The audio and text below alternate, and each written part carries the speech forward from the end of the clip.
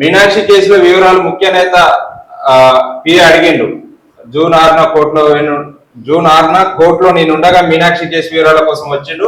ఆజ్తాక్ ఇంటర్వ్యూలో సంచలన విషయాలు వెల్లడించిన పిటిషనర్ తనను వేధించిన కుటుంబమును సీఎం రేవంత్ కాపాడుతున్నారని ఆరోపణ. ఇక ఎస్సీఏలో ముఖ్య నేత కోట అధికారాన్ని అడ్డుపెట్టుకొని అవినీతి ఇన్నింగ్స్ బహిరంగ మార్కెట్ లో కార్యదర్శి పోస్ట్ విక్రమ్ ముఖ్య నేత కోటా కింద 30 కోట్ల రేట్ ఫిక్స్, ఎలాంటి అర్హత లేకుండానే ఏకగ్రీవం ఆత్మకు అడ్డు కలిగితే ఏసీబీ సిఐడి నుంచి ఫోన్లు, బ్లాక్ మార్కెట్ కు ఐపీఎల్ టికెట్లు, ఇందులోనూ కోట ఐపీఎల్ లో మెయింటెనెన్స్ పేరిట కోట్లలో పక్కదారి, హైదరాబాద్ క్రికెట్ అసోసియేషన్ లో దొంగ బిల్లులు, ఎస్సీఏను శాసిస్తున్న ముఖ్య నేత ఆత్మ.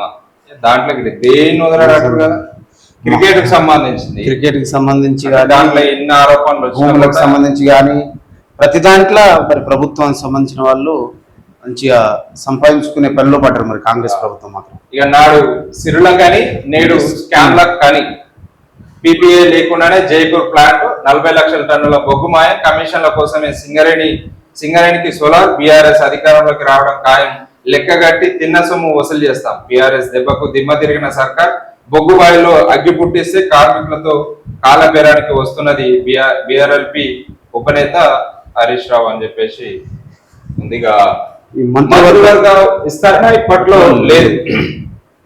మోదీ వచ్చి నన్ను కౌగలించుకున్నారు, నిధులు ఇవ్వకపోతే ప్రధానమంత్రిని మార్చేస్తారు, జర్నలిస్టులకు బీజేపీ బీఆర్ఎస్ పూనినట్టుంది, హిట్లర్ పై చేసిన వ్యాఖ్యలను వక్రీకరించారు. ఢిల్లీలో చీట్ చాట్ లో ముఖ్యమంత్రి రేవంత్ రెడ్డి మీనాక్షి ఇష్యూపై ప్రశ్నలకు అసహనం అని చెప్పేసి. ఇది మనం గమనిస్తే కాంగ్రెస్ పార్టీ అధికారంలో వచ్చిన కాంచి కూడా ఈ మంత్రివర్గ విస్తరణకు సంబంధించిన డిబేట్లు ఎక్కువ జరుగుతుంది. అంటే ప్రజల సమస్యలు పక్కకు పెట్టి, నిరుద్యోగుల సమస్యలు పక్కకు పెట్టి, అంటే రాష్ట్రంలో అనేక సమస్యలు ఉన్నాయి, కానీ ఈ కాంగ్రెస్ ఎమ్మెల్యేలుగా గెలిచిన వాళ్ళకి కానీ మిగిలిన మంత్రివర్గంలో ఉన్న వాళ్ళకి కానీ ఫస్ట్ నుంచి కూడా ఈ గోలేందని మంత్రివర్గ విస్తరణ మీద, ముఖ్యంగా మాత్రం నల్గొండ జిల్లాకు సంబంధించిన కొంతమంది ఎమ్మెల్యేలు ప్రజల సమస్యలు పక్కన పెట్టి, ప్రజల యొక్క అవసరాలు వాళ్ళ సమస్యలు పక్కన పెట్టి మంత్రివర్గ విస్తరణ మీదనే ఎక్కువ ఆధారపడదు.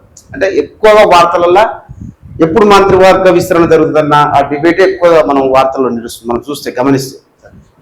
అయితే హిట్లర్ ఏది మీనాక్షి ఇష్యూ పైన జర్నలిస్టులకు బీజేపీ బీఆర్ఎస్ పోయినట్టున్నారు.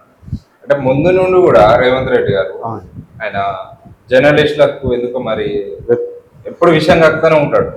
అది మనం గమనిస్తే గతంలో ఒకసారి యూట్యూబ్ జర్నలిస్టుల పైన ఆ లోపల ఈ లోపల వస్తారండి, చాలా ట్యూబ్లు అన్ని పెడతారు, తక్కువ చేసి మాట్లాడు డిజిటల్ విధంగా మీడియా వాళ్ళకి సంబంధించి. ఈ డిజిటల్ మీడియా లేకపోతే రేవంత్ రెడ్డి ముఖ్యమంత్రి అయ్యాడు కూడా వాళ్ళ దగ్గరికే కదా. అప్పుడు మన ప్రతిపక్షంలో ఉన్నప్పుడు నిరుద్యోగులు డిజిటల్ మీడియా బీఆర్ఎస్ పైన కొట్లాడితే, బీఆర్ఎస్ పైన చేస్తున్నటువంటి ప్రభుత్వం చేస్తున్నటువంటి అవినీతిని వెలికి తీస్తే ఉమ్మడిగా కొట్లాడితే కాంగ్రెస్ ప్రభుత్వం వచ్చింది, అందరి పాత్ర ముఖ్యమంత్రి అయ్యాడు. ఏ జర్నలిస్ట్ ముఖ్యంగా మాత్రం డిజిటల్ మీడియా పాత్ర మాత్రం చాలా కీలకంగా చెప్పుకోవచ్చు.